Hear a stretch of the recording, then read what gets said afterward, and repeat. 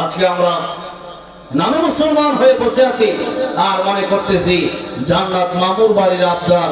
আল্লাহ কয় না, আম হাসিবতুম আন তাদখুলুল জান্নাহ, জান্নাত মামুর বাড়ির আবদার নয়।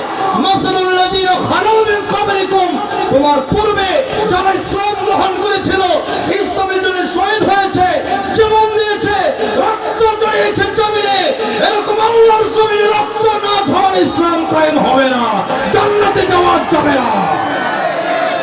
আজকে আমরা ইসলামটাকে এত সহজ বানিয়ে ফেলেছি। আমরা শুধু যখন নিজের স্বার্থ নিজের মন মতো পাই তখন মানলাম, আর যখন মনের সাথে মিলল না তখন মানলাম না। না, এটার নাম ইসলাম না, এটার নাম সুন্নাহ না। এই জন্য কবি বলেছেন, সুন্নাত নয় শুধু দাওয়াতের মেহমান, সুন্নাত নয় শুধু খাওয়া শেষে মধুপান, আরো কিছু সুন্নাত আছে তুমি জানো কি, জানলেও জীবনে কখনো তেমন কি। সুন্নাত শুধু নয় মাসলুম সহায়ক, সুন্নাত উহুদের জালিমের প্রতিরোধ, সুন্নাত শুধু নয় মিশ চড়তে যা, আর সুন্নাত হলো পাথরের আঘাত খাওয়া। মুহাব্বতে তাই খালিদ মোরারি, আবু বকরের মতো পাশে থাকো কি, আর কিছু সুন্নাত আছে তুমি জানো কি, জানলেও জীবনে কখনো কামানো কি। কথা ঠিক না বেঠি? এই জন্য প্রাণের ভাইরা, ইমানদার শুধু বাবা ইমানদার, দাদা ইমানদার, আমিও বাপের ঘর থেকে জন্ম নিলাম ইমানদার হয়ে, এইভাবে কিন্তু কিয়ামতে আল্লাহর তৈরি জান্নাতে যাওয়া যাবে না। নিজের আমল নিজে করে, আর ভাই কিয়ামতের কঠিন ময়দানে যা হবে, আমার আল্লাহ তো সব কোরআনে স্পষ্ট ঘোষণা দিয়েছেন, ইয়াউমা ইয়াফিরুল মারউ মিন আখিহি ওয়া উম্মিহি ওয়া আবিহি ওয়া সাহিবাতিহি ওয়া বানিহি। আমার আল্লাহ রাব্বুল আলামিন কোরআন শরীফে বহু জায়গায় এই কথাগুলো বলেছেন। কিয়ামতের কঠিন ময়দানে আপনার মা আপনার কাছ থেকে ভাগাবে, আপনার বাপ আপনার কাছ থেকে ভাগাবে, আপনার বোন আপনার ভাই আপনার প্রিয়জনের আপনার সেদিন চিনবে না।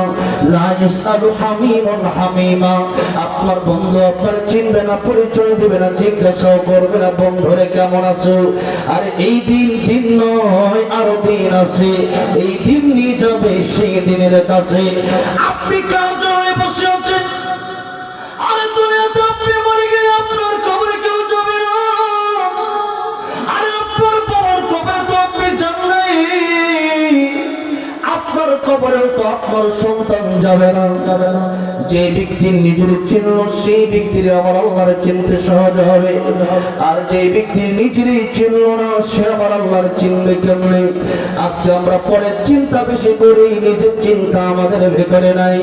এই যে মাহফিলে বসে আছেন, জানি না কার মনোযোগ কোন দিকে কাজ করতেছে, সবাই লক্ষ্য করেন। এদিক ওদিক কোনো চিন্তা করা যাবে না। আর আমার নিজের চিন্তায় তো নিজে বাঁচে না, নিজের কবরে ফেরেশতার কাছে আমি কি জবাব দেব সেটাই তো আমি জানি না। আমার জানটা যখন কবজ হবে, আমার সামনে কি জান্নাত তুলে ধরা হবে, নাকি আজরাইল এসে জোরে জোরে বেত্রাঘাত করবে, সেই চিন্তায় তো আমি বাঁচি না। আমার চিন্তায় তো আমি বাঁচি না। কিয়ামতের মাঝে আমার দাওয়াত আমার নামাতে হবে, নাকি বাম হাতটা বুকে বুকটা ছিদ্র করিয়া পিছন দিক থেকে আমল নামা দেওয়া হবে? আমি তো এই চিন্তা করে টের পাই না। যে আমি কি পুল সিরাত পার হতে পারবো নাকি জাহান্নামে পিছলে পড়ে যাব।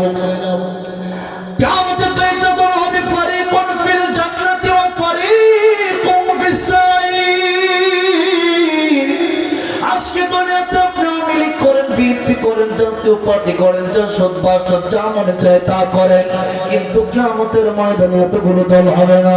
কিয়ামতের ময়দানে একটা দল হবে জান্নাতি, আরেকটা দল হবে জাহান্নামী। এই দুই দলের বাইরে কোনো দল হবে না। আরেকটা সূরা আছে কোরআন শরীফের সূরা আরাফ, কিছু কিছু লোক থাকবে তাদের আমলনামা সমান সমান হয়ে যাবে। নেক আমল যেমন সমান হবে, বদ আমলও তেমন সমান হয়ে যাবে। আল্লাহ রাব্বুল আলামিন তাদেরকে আরাফে রাখবেন। এটা জান্নাতের জাহান্নামের মাঝখানে জায়গা। অতঃপর আমার আল্লাহ রাব্বুল আলামিন তাদেরকে জান্নাতের মালিক বানায় দিবেন। আর যাদের উকুনের 3 পরিমাণ বদামলের পাল্লা ভারী হয়ে যাবে, উকুনের 3 পরিমাণ, নবী বুঝতে সুবিধা হবে, এই জন্য নবীজি বলেছেন উকুনের 3 পরিমাণ যদি আপনার বদামলের পাল্লা ভারী হয়ে যায়, জাহান্নামের আগুনে আপনাকে জ্বলতে হবে। আজকে কত শত হাজার গুনাহ আমরা করেছি তার কোনো হিসাব নাই। এক একটা কবিরা গুনার জন্য যদি ৭,০০০ বছর জাহান্নামে জ্বলতে হয়। অনেকে এই কথা বলে, আল্লাহর নবী বলেছেন মান কানা